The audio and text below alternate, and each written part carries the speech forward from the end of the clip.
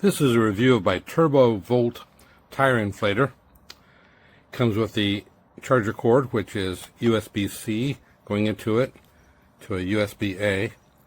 Any USB-C cable would fit in there that you already have. The charging brick is not included, so you have to come with some source power. The hose here on top comes disconnected. It looks like that before you connect it. Here's the hose, threads on there, screw it in, it's easy to do. On the tire inflation part, it has the threads there that screw right onto a standard Schrader valve. It has, in the adapters that comes with it, a pressed adapter for the, I believe, European bicycle tires, plus a couple other blowers and a tire inflator. Little tiny air compressors like this don't put out much air, so they're not going to blow too much, but a little bit, maybe blow off a keyboard or something like that. The on-off button is this one over here. That's the light. That's the mode change. That's the on-off button to start the pumping. And here's up, down, plus, and minus. So let's press the on button and turn it on. We got some pretty lights up here, and the display comes on. Now the mode button here, you can see its units are now set to bars, which I don't really use bars, at 2.5 bars, which is a standard tire pressure for a car. You can change the units. Well, let's change the mode first. Press this, you got mode, you got balls, which are 9 PSI in that range, or you got people. I think that's a custom setting, and it's in bars also.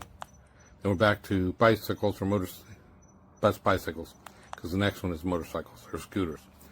So the default is bars for that, bars for car, balls for PSI, custom is bars, and bicycles is PSI. I'm not sure what the reason for that is, but let's say we're going to do a car. So I moded it to there. Now I press and do a long press on this mode button, and bars change to PSI. They got kilopascals and some others, but stops at PSI. Now, which 2.5 bars corresponds to 36 PSI, I believe. So now you can press the up and the down and change it anywhere within a range of what car tires would normally be.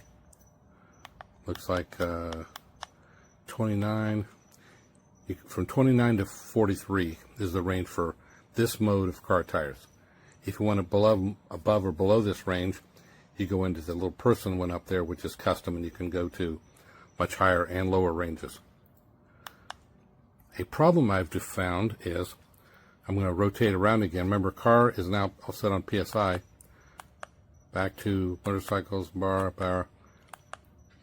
Now back to car, and it's reverted back to bar again.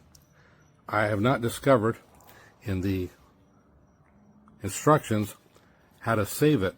It changes it, but I've tried all the different buttons and it doesn't save. So it's always, unless there's something I'm missing, going to revert back to bars for the unit of measure for cars, and PSI, bar. So there's the different modes and the default. Of course, long press on this button changes it, so it's not that big of a deal. Let's leave it at balls at 9 PSI. The light, which is this guy right here, turn it on, you got a bright light, solid. Press it again, you got an emergency warning light. Press again, you got off. This button over here turns it on. I will manually plug it up, and you'll see the pressure come up, and as soon as it gets to 9 PSI, it automatically shuts off, which is a really nice feature. So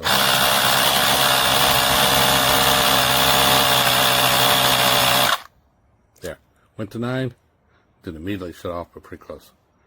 Shuts off, which means that if you put it on your car tire that is down to, let's say, 25 pounds, which is a little bit low, and the car tire is rather big, and you want it to go to 40, it's going to run for 5, 6, 7 minutes, something like that. So you just let it hang right there in the car tire, and it runs and runs and runs and shuts off when it gets to the pressure, and you don't have to sit there and watch it. Really nice feature. Plugs on the outside, USB-C, like I said, light, the output of the power, pressure. No other plug. So this, even though this is a power supply, batteries in here, it does not have a charging method for yourself or anything. It does not have an output. It only has an input on this model here. Instructions show that the battery capacity is a 2,000 milliamp hour battery, and the wattage is 60 watts. Over on the recommended pressures, it does show the recommended pressures are in PSI bar, so it looks like they default to the standard pressures that they list here in the chart. So you probably can't save them to default to whatever you want. You can just change them when they pop up. It comes with a felt kind of feeling bag to put everything in. It's very nice. Keeps them in the car, keep them in the maybe glove compartment, side door, trunk, something like that. Keeps your accessories in there for pumping up balls. If you're a coach, this would be great to have with you for football, soccer balls, basketballs. It would pump up a whole lot of balls that were low if you were practicing and you found they were low. This is the kind of product I recommend everybody keep in their car for emergencies. It's lithium powered, so the batteries will stay up for 6 months or more. Every once in a while, take it out, charge it up, get it back up to peak capacity, then you can put it away again. Perfect for emergencies, whether it's your car or somebody else's, or a bicycle. Great product. Hope this helps. Thanks for. All right, this little compressor, actually relatively powerful, comes with a handle, and you can hang it from that if you want as well. It has a snap on it. On the side, it came uncharged, and so I've been charging it with USB-C. On the side, you have the desired pressure, and that's in bars, but you can switch it to PSI. And you have the actual pressure, and you also have a flashlight, and here you have